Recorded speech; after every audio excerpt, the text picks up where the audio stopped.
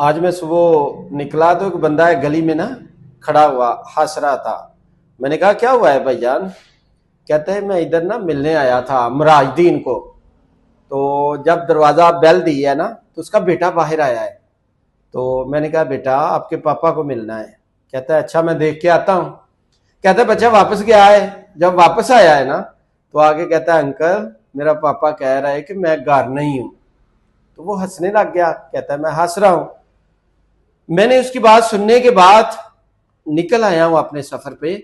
तो मैं बड़ी देर तक सोचता रहा कि उसके पापा ने आज अपने बच्चे को क्या मैसेज दिया है कि जाओ जाके बता दो कि मैं घर नहीं हूं। बच्चे ने वैसे ही आके कह दिया।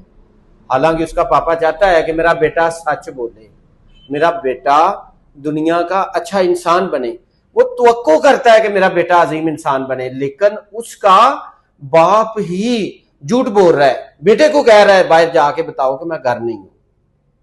इस बात को याद रखें, अगर आप चाहते हैं आपका बेटा एक अच्छा इंसान बने तो उसके सामने भी सच बोले, उसके बैक पे भी सच बोले, दूर जाके भी सच बोले, ताकि आपका बच्चा आपको फॉलो करे।